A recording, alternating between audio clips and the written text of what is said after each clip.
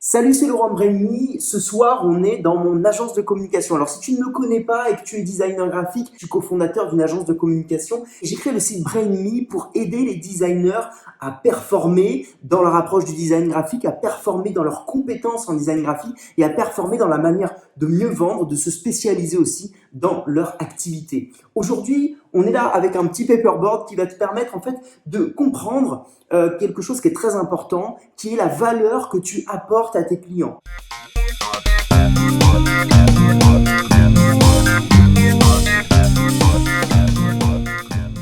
La valeur que tu apportes à tes clients, ça va te permettre d'avoir un bon état d'esprit pour pouvoir mieux vendre tes prestations, de comprendre aussi quel est le niveau de prestation et le niveau de tarification que tu peux prétendre pour pouvoir mieux vendre tes prestations. Et j'aimerais déjà répondre à quelques petites questions, ou du moins une interrogation particulière qui revient très souvent quand je suis en discussion avec des designers qui se lancent ou qui sont en reconversion, peut-être comme toi qui regarde cette vidéo. C'est oui, mais moi, je suis débutant, alors comment est-ce que je vais pouvoir prétendre à des tarifs chers et comment est-ce que je vais pouvoir organiser mes prix?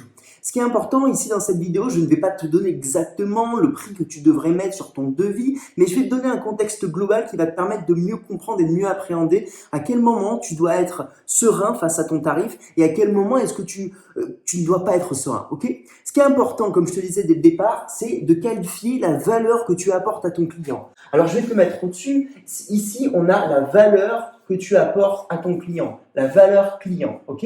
Ça, c'est ce que tu dois apporter à ton client et c'est ce que tu devras forcément, c'est ce qui va te permettre de mieux donner un tarif plus ou moins haut à ta prestation.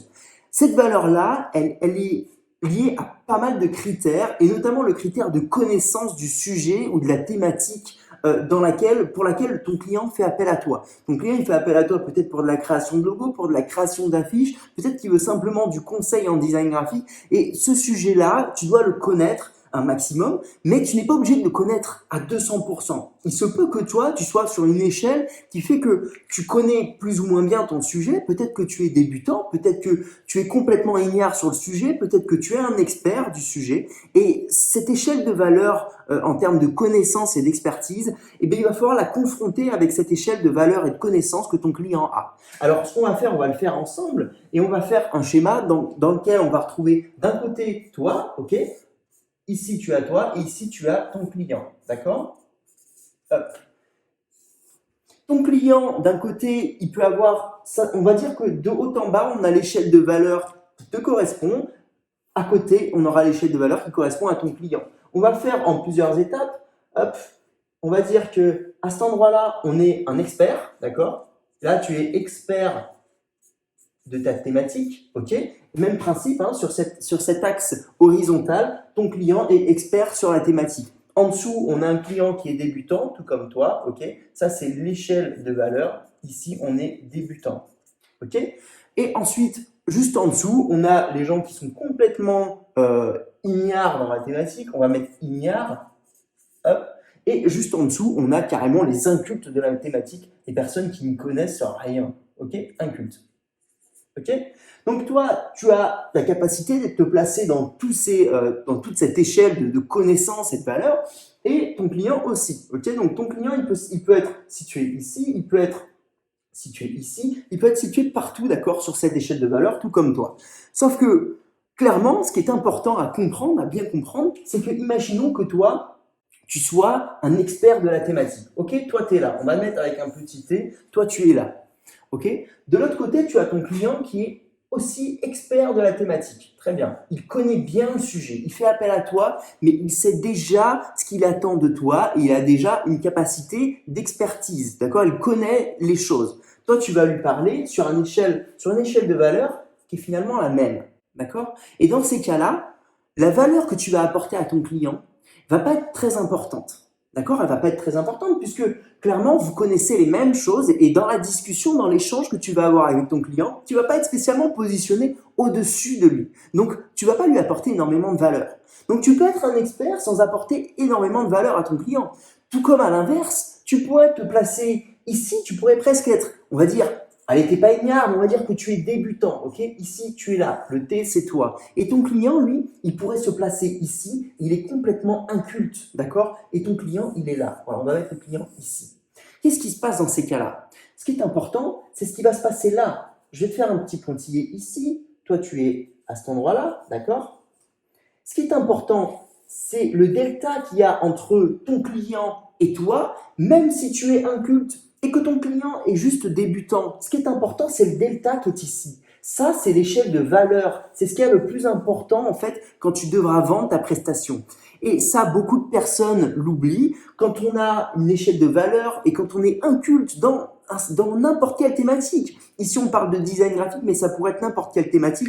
Eh ben, forcément, il y a toujours quelqu'un qui s'y connaît un petit peu moins bien que toi. Et du coup, tu vas forcément être le roi pour lui. Alors, forcément, idéalement, si ton client est inculte et que toi, tu te positionnes comme un expert, eh ben, le delta est encore plus grand et tu lui apportes encore plus de valeur. Malgré tout, il faut considérer que si toi, tu es expert et que ton client est complètement inculte, il va falloir que tu saches lui donner les bonnes informations pour qu'il puisse switcher des éléments qui sont ici tout en bas aux éléments qui sont tout en haut. Et pour switcher entre ces éléments, tout simplement, il va falloir l'éduquer et ça peut prendre aussi pas mal de temps. Donc moi, ce que je conseille, c'est pas avoir une échelle de valeur qui est trop importante non plus parce que clairement, on perd le client et le client n'est pas du tout informé, il n'a pas la conscience de tous les éléments qui se passent dans l'expertise extrême. Donc très souvent, il va falloir avoir une échelle de valeur qui est pas loin, qui est assez similaire à celle de notre client, mais toujours un petit peu au-dessus pour toujours lui apporter de la valeur. Voilà, c'est très important, c'est quelque chose de primordial qu'il faut que tu comprennes et ça va te permettre aussi de faire péter tout ce syndrome de l'imposteur que tu peux avoir parce qu'on l'a toujours et moi j'ai évolué tout simplement sur cette échelle de valeur. Aujourd'hui, je touche des clients qui sont un peu plus experts, mais tout simplement parce que mon expertise a changé et c'est en cela que ça fonctionne toujours et que mon client a toujours l'impression que je lui apporte de nouvelles choses et que je lui apporte de la valeur tout simplement. Voilà, je te laisse me dire ce que tu en penses dans les commentaires. Je te laisse me dire, toi, si tu es expert, si tu connais plus ou moins bien ta thématique. Et pour moi, c'est quelque chose qui va t'apporter beaucoup. D'accord? Donc, je te laisse prendre note de ce petit schéma qui va te permettre d'avancer. Et si tu veux aller un petit peu plus loin, je te laisse me rejoindre directement dans le off de Brainy. Le off, c'est un endroit où je donne un peu plus d'informations concrètes comme celle-ci, plus que sur la chaîne YouTube, qui va te permettre d'aller un petit peu plus loin dans ton marketing. Je te mets le lien dans la description. Et puis, si tu as aimé cette vidéo, je te laisse la partager, mettre un petit pouce bleu et forcément la transférer à un ami qui est designer, qui est peut-être en recherche